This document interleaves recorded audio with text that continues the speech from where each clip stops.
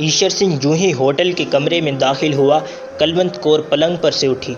अपनी तेज तेज आंखों से उसकी तरफ घूर कर देखा और दरवाजे की चटखनी बंद कर दी। रात के 12 बज चुके थे। शहर का मज़ाफ़ात एक अजब पुरअसरार खामोशी में गरक था। कलवंत कौर पलंग पर आलती पालती मार कर बैठ गई। ईशर सिंह, जो गालबन अपने परागंदा ख़यालात के उलझे हुए धागे खोल रहा था, हाथ में कृपान लिए एक कोने में खड़ा था।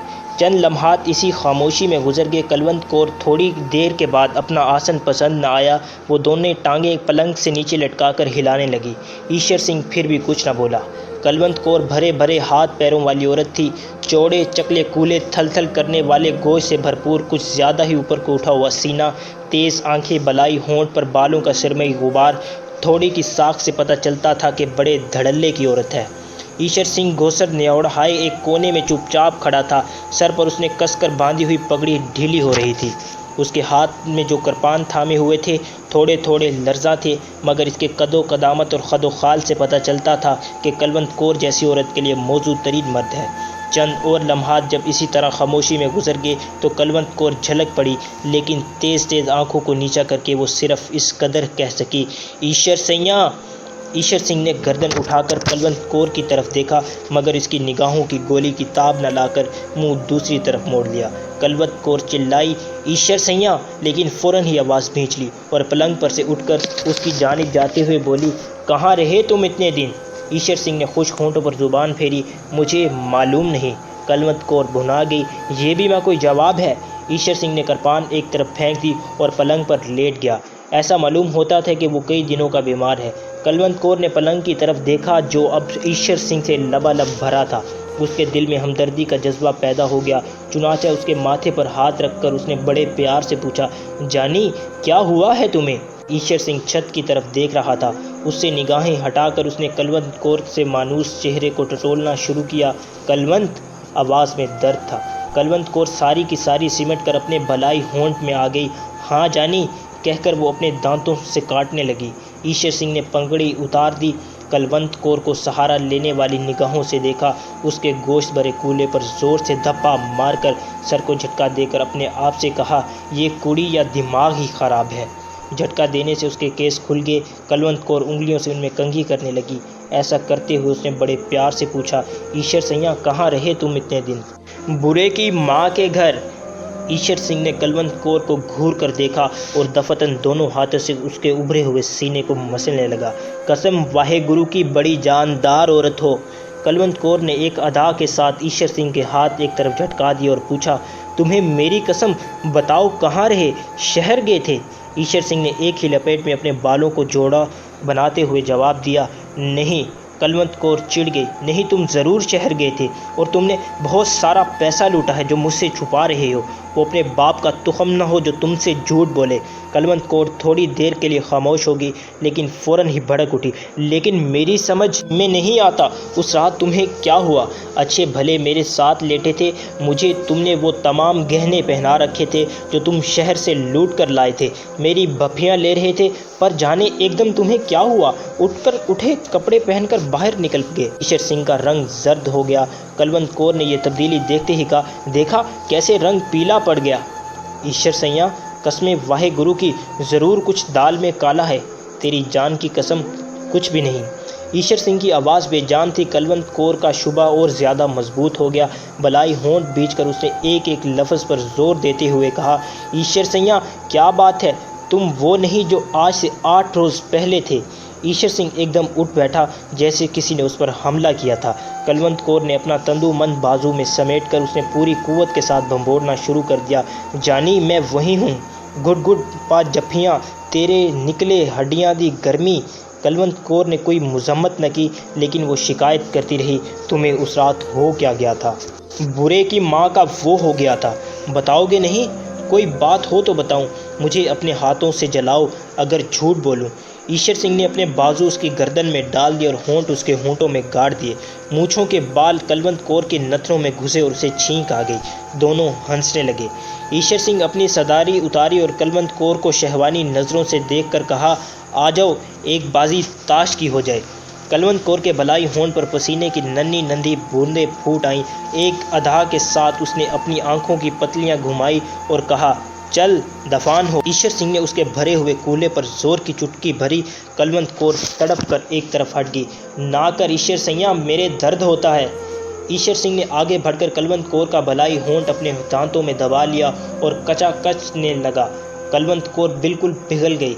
ईश्वर सिंह ने अपना कुर्ता उतार कर फेंक दिया और कहा, लो फिर हो जाए तड़प चार। कलवंत कौर का भलाई होंठ कपाने लगा। ईश्वर सिंह ने दोनों हाथों से कलवंत कौर की कमीज का घेरा पकड़ा और जिस तरह बकरे की खाल उतारते हैं इस तरह उसको उतार कर एक तरफ रख दिया। फिर उसने घूर के उसके नंगे बदन को देखा, जोर से बाजू पर चुटकी लेते हुए कहा, कलवंत कसम वाहे गुरु की बड़ी करारी औरत है तुम। कलवंत कौर को अपने बाजू पर उभरे हुए लाल धब्बे देखने लगी। बड़ा जालिम है तू ईश्वर सैया। ईश्वर सिंह अपनी घनी मूंछों पर मुस्कुराया। होने दे आज जुल्म, और ये कहकर उसने मजीद जुल्म ढाने शुरू कर दिए। कलवंत कौर का भलाई होंठ दांतों तले कचकचाया, कानों की लू को काटा, उभरे हुए सीने को भंबोड़ा, भरे हुए कूलों पर आवाज़ पैदा करने के लिए चांटे मारे, गालों के मुंह भर भर के बोसे लिए चूस चूस कर उसका सारा सीना थूकों से लथेड़ दिया। कलवंत कौर तेज आंच पर चढ़ी हुई हांडी की तरह उबलने लगी, लेकिन ईश्वर सिंह इन तमाम हुलियों के बावजूद खुद में हरारत पैदा न कर सका। जितने गुर जितने दाव उसे याद थे सब के सब उसने पट जाने वाले पहलवान की तरह इस्तेमाल किए, पर कोई कारगर न हुआ। कलवंत कौर ने जिसके बदन के सारे तार तनकर खुद ब खुद बज रहे थे, गैर ज़रूरी छेड़छाड़ से तंग आकर कहा, ईश्वर सैया काफ़ी भेंट चुका है, अब पत्ता फेंक। ये सुनते ही ईश्वर सिंह के हाथ से जैसे ताश की सारी गड्डी नीचे फिसल गई। हांफता हुआ वो कलवंत कौर के पहलू में लेट गया। उसके माथे पर सर्द पसीने की लेप होने लगे। कलवंत कौर ने उसे गरमाने की बहुत कोशिश की मगर नाकाम रही। अब तक सब कुछ मुंह से कहे बगैर ही होता रहा था, लेकिन जब कलवंत कौर के मुंतज़िर बाअमल अज़ा को सख्त नाउमीदी हुई तो वो झुलाकर पलंग से नीचे उतर गई। सामने खोपड़ी की पर चादर पड़ी थी, उसको उतार कर उसने जल्दी जल्दी ओढ़ कर नथने भुलाकर भरभरे हुए लहजे में कहा, ईश्वर सैया वो कौन हरामजादी है जिसने के पास तुम इतने दिन रह कर आया है और जिसने तुझको नचोड़ डाला है। ईश्वर सिंह पलंग पर लेटा हाँफता रहा और उसने कोई जवाब न दिया। कलवंत कौर गुस्से से उबलने लगी, मैं पूछती हूँ कौन है वो चड्डू, कौन है वो उल्फती, कौन है वो चोर पत्ता। ईश्वर सिंह ने थके हुए लहजे में जवाब दिया, कोई भी नहीं कलवंत, कोई भी नहीं। कलवंत ने अपने भरे हुए कूलों पर हाथ रखकर एक अज़म के साथ कहा, ईश्वर सैया मैं आज सच जान कर रहूँगी, वाहे गुरु की कसम, क्या उसने तह, क्या इसकी तह में कोई औरत नहीं। ईश्वर सिंह ने कुछ कहना चाहा मगर कलवंत कौर ने उसकी इजाज़त न दी। कसम खाने से पहले सोच ले कि मैं भी सरदार निहाल सिंह की बेटी हूँ, तिक्का बोटी कर दूंगी अगर तूने झूठ बोला। ले अब खाओ वाहो गुरु जी की कसम, क्या उसकी तह में कोई औरत नहीं। ईश्वर सिंह ने बड़े दुख के साथ इस्बात में सर हिला दिया। कलवंत कौर बिल्कुल दीवानी हो गई। लपक कर कोने में करपान उठाई, मेयान को केले के छिलके की तरह उतार कर एक तरफ फेंका और ईश्वर सिंह पर वार कर दिया। आन की आन में लहू के फवारे छूट पड़े।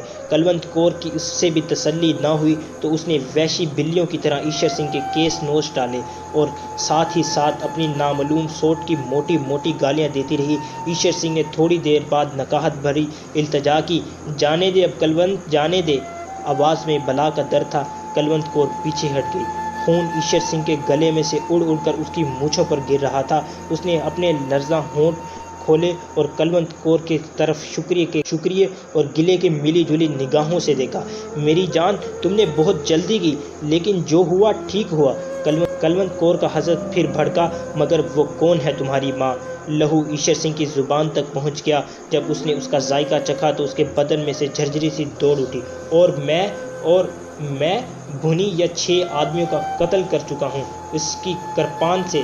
कलवंत कौर के दिमाग में सिर्फ दूसरी औरत थी। मैं पूछती हूँ कौन है वो हरामजादी। ईश्वर सिंह की आंखें धुंधला रही थी। एक हल्की सी चमक उनमें पैदा हुई। उसने कलवंत कौर से कहा, गाली न दे इस भड़वी को। कलवंत चिल्लाई, मैं पूछती हूँ कौन है वो। ईश्वर सिंह के गले में आवाज़ रिंध गई। बताता हूँ, ये कहकर उसने अपनी गर्दन पर हाथ फेरा और उसने अपना ईश्वर सिंह के गले में आवाज़ रिंगी। बताता हूँ, ये कहकर उसने अपनी गर्दन पर हाथ फेरा और फिर इस पर अपना जीता खून देकर मुस्कुराया। इंसान माँ, ये भी एक अजब चीज़ है। कलवंत कौर उसके जवाब की मुंतज़र थी। ईश्वर सिंह तू मतलब की बात कर।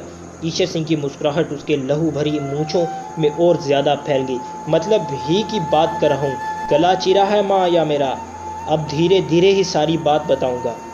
और जब वो बात बताने लगा तो उसके माथे पर ठंडे पसीने के लेप होने लगे।